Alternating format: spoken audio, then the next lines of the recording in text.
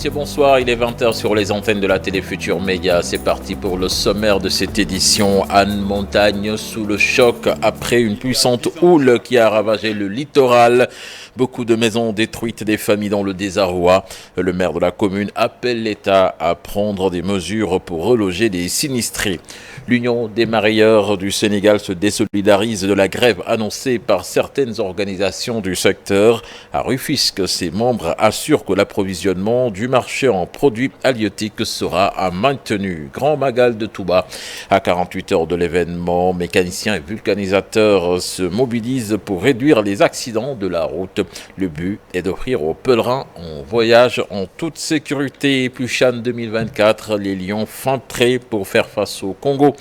Une victoire permettrait aux protégés du coach Souleymane Diallo de se qualifier pour le prochain tour. Vous l'entendrez dans ce 20h. Voilà le sommaire de cette édition. Dans quelques instants, le développement. De préparer un plan.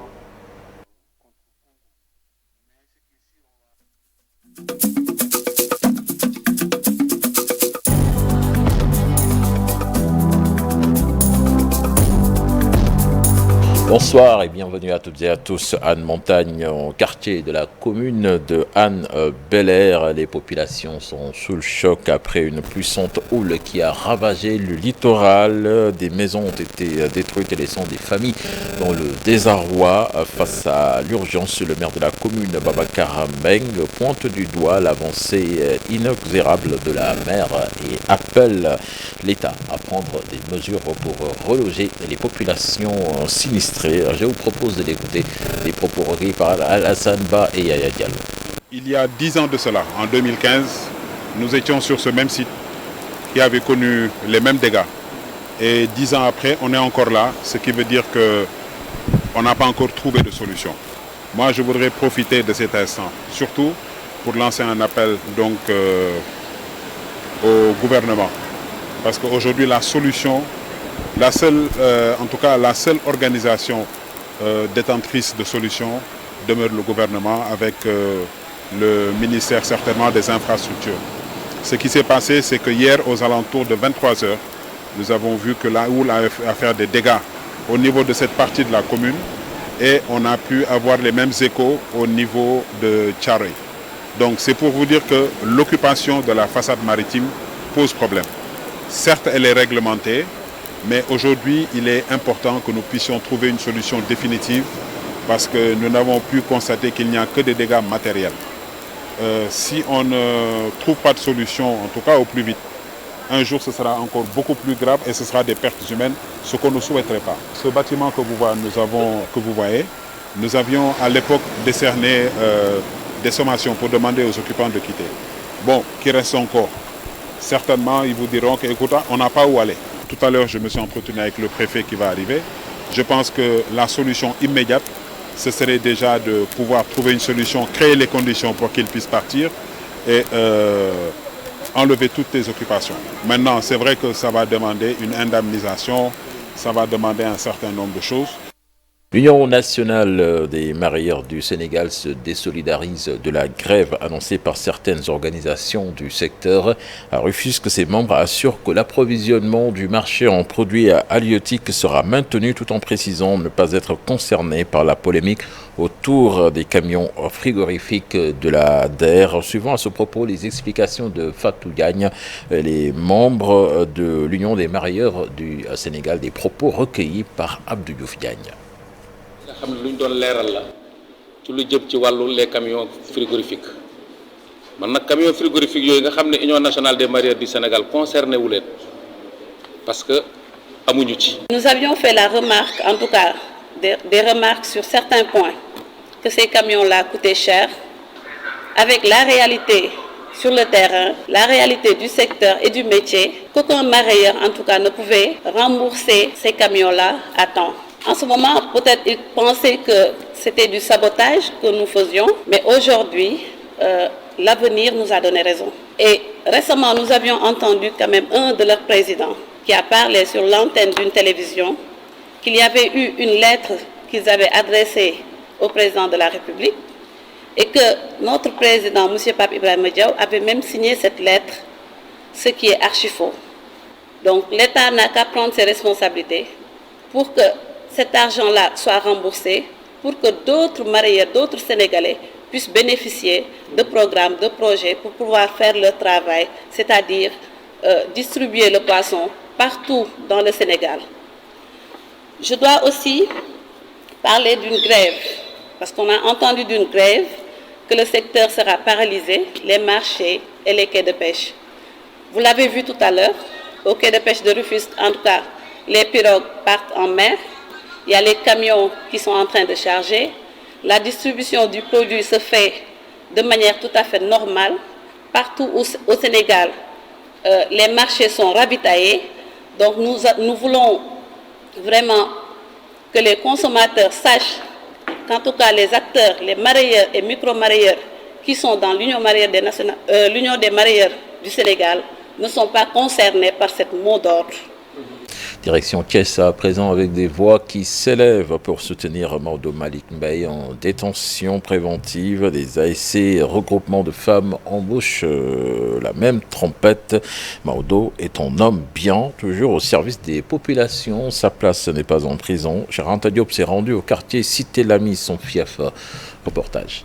Malick Mbaye, l'ancien directeur général de l'ANAMO, son nom résonne encore à Thiès et au niveau de presque tous les quartiers, et surtout à Cité Lamy, son fief. Maodo a payé l'étude des milliers de jeunes du quartier avant la politique, encadré plus de 1000 jeunes dans ce quartier-là. Je ne dis pas Thiès, ça c'était avant la politique. Il est une référence dans la ville. Ousmane Diagne, membre de la société civile, insiste sur les qualités de cet homme. J'ai pu pratiquer, qui a eu à nous encadrer donc depuis notre tendre enfance, plus connu sous le nom de Maodo Malick Mbaye. Actuellement, entre les liens de la détention, c'est son successeur donc à la tête de la direction générale de l'ANAMO qui a eu à lui porter plainte. Il faut le rappeler, il n'a jamais été épinglé par aucun rapport, ni rapport Covid, ni rapport IGE, ni rapport Cour des comptes. Les actes qu'il a eu à poser sur son état d'esprit, parce que quelqu'un qui bénéficie d'un statut de diplomate international, c'est lui-même qui a voulu rentrer de son propre gré, se soumettre à sa justice. Nous nous sommes rendus à son domicile au quartier Cité Lamy. Un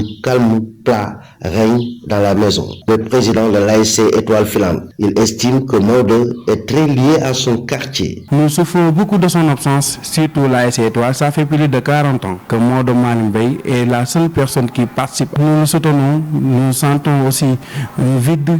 L'année dernière, c'est lui qui a sensibilisé les enfants du quartier, les jeunes du quartier, pour éviter la violence que nous constatons dans les navétanes. Des jeunes, plusieurs ASC de Thiès se concertent pour mettre en place une coalition afin de soutenir Maodo Malick Mbaye, le président de Gumsobop et ancien directeur général de l'ANAMO, qui est toujours en détention provisoire.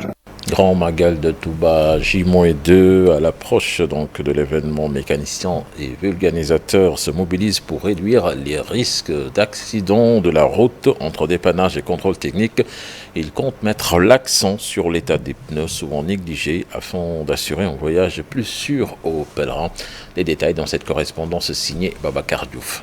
Les mécaniciens et organisateurs illustrent leur force pour un magal sans accident. En plus de la campagne de sensibilisation, ils ont décidé de faire des camps communs de dépannage et de vérification des véhicules. Les organisateurs ont participé au magal parce que les vulgarisateurs ont décidé en commun accord avec les techniciens de l'automobile de participer gratuitement au dépannage des véhicules. Tout chauffeur qui a un problème avec la pneumatique peut nous rejoindre et nous allons régler gratuitement ces problèmes.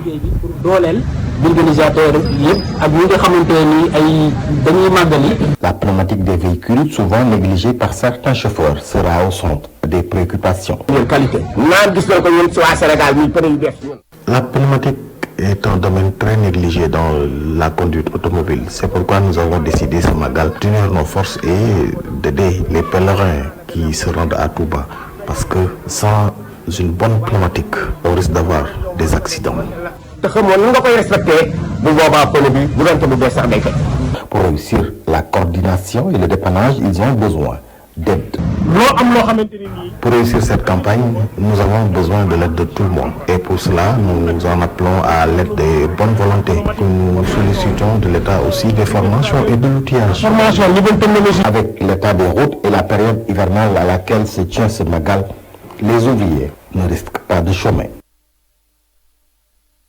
Et puis le journaliste de IGFM Harouna Fall est rentré chez lui après son audition à la division des investigations criminelles. Cela fait suite à une information publiée sur le site IGFM sur un bus transportant 70 Sénégalais en partance pour le Magal, sans nouvelles depuis son départ d'Abidjan.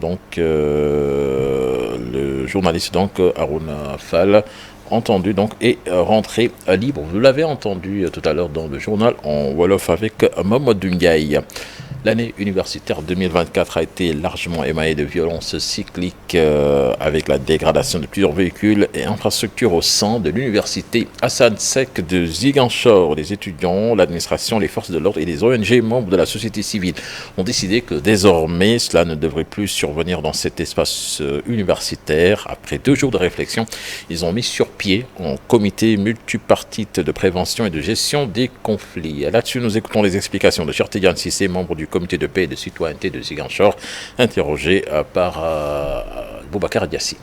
En général, les conflits sont causés généralement par des revendications estudiantines, mais également par des contingences d'ordre politique, parce qu'il y a des effets politiques qui influent sur l'espace universitaire. Et après analyse de la situation, ce que nous comptons faire avec les étudiants, c'est de développer des mécanismes ensemble de réponse concertée et harmonisée pour que la réflexion puisse s'installer dans les différentes UFR, mais aussi dans l'espace universitaire.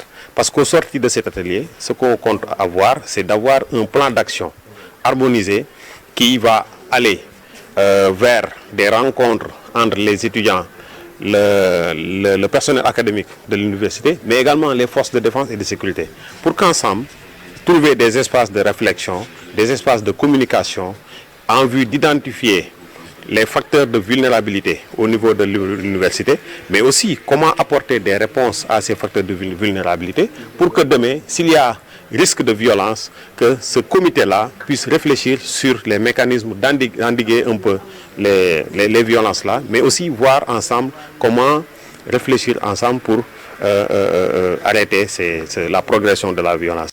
Analyser des projets prioritaires des communes et proposer des solutions adaptées au financement souhaité. Un forum sur le financement des collectivités territoriales lancé à Hambourg, regroupant plusieurs communes du Sénégal. Cette journée a réuni des décideurs publics ou privés, des experts financiers, des élus locaux et des partenaires au développement pour réfléchir ensemble aux mécanismes innovants de financement des territoires. Une initiative du groupement MEWI Finance qui vise des solutions durables pour mobiliser ces finances. Écoutons là-dessus Ousmane Diouf, interrogé par Ndeye Matidian et Mamadou Gueye. Nous sommes là pour un forum qui s'appelle MEWI, c'est le financement des collectivités locales.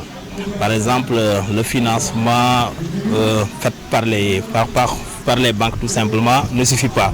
Mais il faut mettre l'humain au cœur du financement. C'est pour cela que nous faisons appel aujourd'hui à l'ensemble des collectivités locales. Vous voyez, il y a beaucoup de maires ici. Il y a de la solidarité parce que NSO mise en place juste pour aider les enfants talibés, les personnes les plus diminuées. Parce que vous savez, aujourd'hui au Sénégal, beaucoup d'entre nous, nos parents sont malades.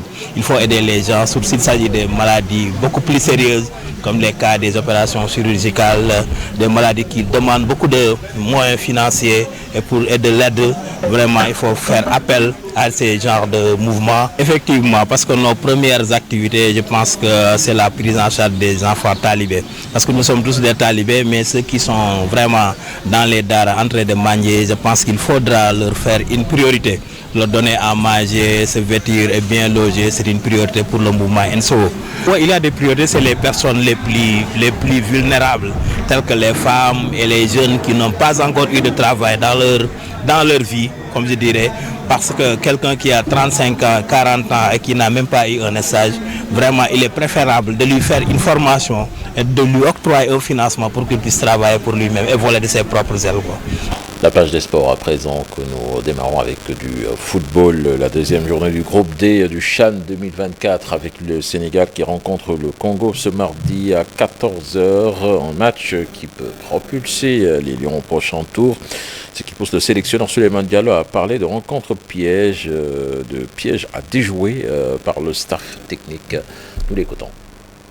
Un plan a été préparé durant toute la semaine. On a eu 5 jours pour préparer ce plan-là.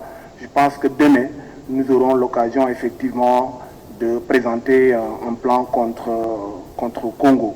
Mais ce qui est sûr, on va s'appuyer plus de ce qu'on va faire nous. Parce qu'on sait souvent, on a l'habitude de dire que le premier match est important. Mais d'habitude, le second match, c'est le match piège. Donc, alors que le piège nécessite un temps de réflexion et surtout être lucide dans les prises de décision. Probablement, on va apporter des variantes dans notre jeu. On ne va pas s'en priver, si c'est possible, de demain valider notre qualification. Mais ce qui est sûr, avant de venir à cette compétition, une stratégie ou bien un plan-programme a été mis en place pour comment aborder la compétition, étant donné qu'on venait en qualité de champion en titre. Autrement dit, nous sommes l'équipe à abattre. Autrement dit également, c'est l'équipe la plus attendue. Et sur ce, on avait mis en place une stratégie, comment aborder les 3 premiers matchs. Et puis l'afro-basket chez les garçons démarre pour les Lions demain. De Sénégal dans la poule D va jouer le match d'ouverture à partir de 11h. Ce sera face à l'Angola et les attentes autour des Lions sont grandes car leur préparation est l'une des meilleures selon Maître Babacar Ndiaye, le président de la Fédération sénégalaise de basketball que nous écoutons avec Chersali Boudiara et Ahmadouba. L'État du Sénégal a fait tout ce qui dépendait de lui. Je suis président de la Fédération sénégalaise de basket depuis 10 ans. Je peux dire que c'est l'une des meilleures préparations, sinon la meilleure préparation de l'équipe nationale. Tout le programme qui a été conçu par l'encadrement technique a été exécuté à la lettre. L'équipe a joué 4 matchs internationaux, 4 matchs amicaux internationaux avec des équipes de niveau mondial. Vous avez l'honneur et l'obligation de défendre ce drapeau vaillamment sur le terrain, en vous battant, mais en vous battant dans la discipline, en mouillant le maillot, pour que le peuple sénégalais sache que vous méritez de le représenter dignement. Maître Babacar Ndiaye, c'était lors de la cérémonie de remise de drapeau au Lion du Sénégal. Voilà, c'était tout pour ce 20h, mais l'actualité se poursuit dans quelques minutes avec nos équipes présentes à Touba pour le journal du Magal en wolof et en français. Donc c'est à ne pas rater. Excellente suite des programmes en compagnie de la Télé Futur Média. Au revoir.